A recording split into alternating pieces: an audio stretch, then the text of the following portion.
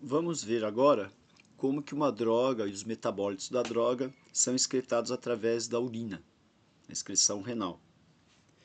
Então é importante entendermos como que ocorre a filtração renal. Então a filtração renal ela envolve três etapas. A primeira delas, então aqui nessa imagem, está sendo representado o túbulo renal, em amarelo aqui, e aqui entre os vasos, esses vasos vermelhos e azuis estão representando os vasos sanguíneos. Então a primeira etapa da filtração renal acontece aqui nessa região, na cápsula de Bowman, onde o sangue chega. Então o sangue chega nos rins através das artérias renais e quando chega aqui atinge a cápsula de Bowman, observe que forma um enovelado de vasos sanguíneos. Essa estrutura nós chamamos de glomérulo. E é aqui que vai acontecer a primeira etapa da filtração. Então essa filtração, por ser aqui no glomérulo, recebe o nome de filtração glomerular. Então, várias substâncias presentes na corrente sanguínea vão ser filtradas nessa primeira etapa, inclusive algumas drogas.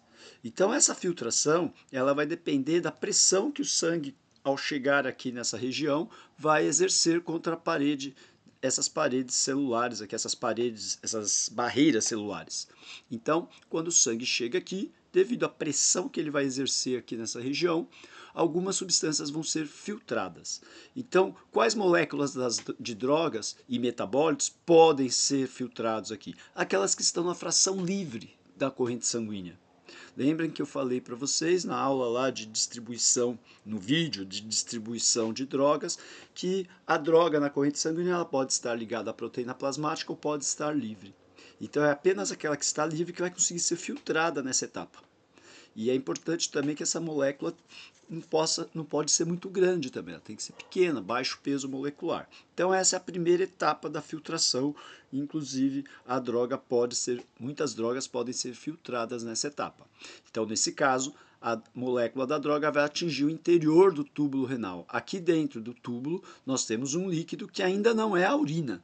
Tá? Então esse líquido que está aqui é o filtrado, a gente chama de filtrado. Observe que depois esse vaso sanguíneo, ele sai aqui dessa região e depois se ramifica e envolve todo o túbulo renal. Tá? Então nós temos aqui o túbulo contorcido proximal, a alça de Henle ou alça renal, túbulo contorcido distal e o túbulo coletor. Tá? Então, esse sangue, então, esses vasos sanguíneos, eles vão se ramificar, vão se envolver todo o túbulo renal e aí vai ocorrer a segunda etapa da filtração renal.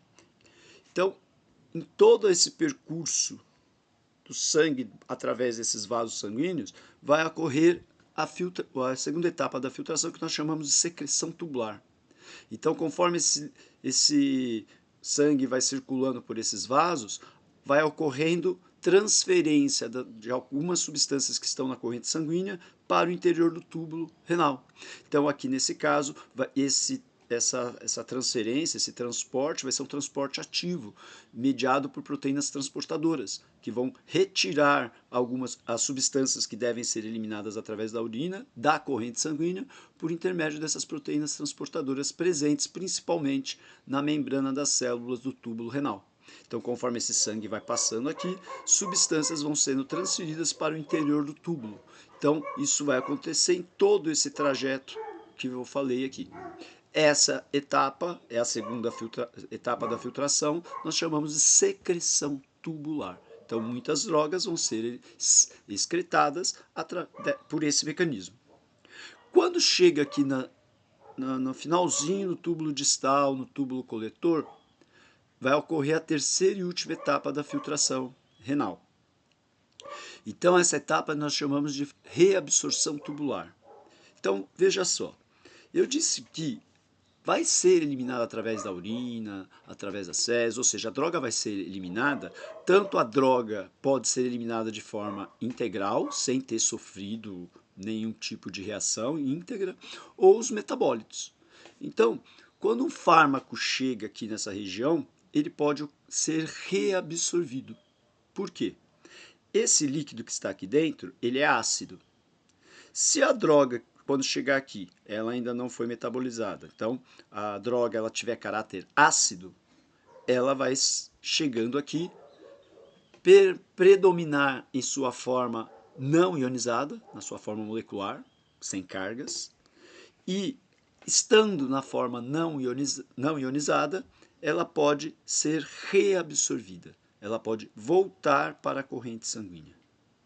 Então, quando uma droga ácida chega aqui, uma parte dela vai ser eliminada através da urina, mas uma parte pode voltar para a corrente sanguínea e ser redistribuída pelo organismo, continuar promovendo seu efeito, até passar aqui de novo, e de novo, e de novo, até ser totalmente eliminada.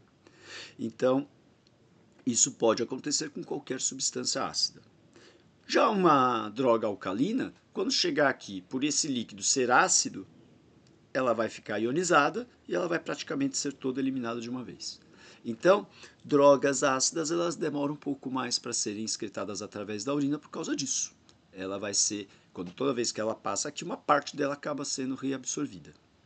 Nós podemos acelerar a excreção de uma droga modificando o pH dessa urina. Então, por exemplo, se um indivíduo sofreu uma intoxicação com fenobarbital, que é um fármaco de caráter ácido, quando ele chega aqui, esse fenobarbital chega nessa região, como ele também é ácido, uma parte dele sempre vai ser reabsorvida. Se eu quiser acelerar essa excreção, eu posso administrar bicarbonato de sódio na veia desse paciente. Isso vai fazer com que esse líquido aqui interno fique mais alcalino. Aí, de forma que quando o fenobarbital chegar aqui, ele é ácido, o ambiente está mais alcalino, ele vai se ionizar e uma vez ionizado, ele não consegue ser reabsorvido e vai ser mais rapidamente excretado através da urina. Então, isso pode ser manipulado terapeuticamente com algumas finalidades, por exemplo, um caso de intoxicação. Tá bom? Então é dessa maneira que a droga é excretada, as drogas, né, são excretadas através da urina.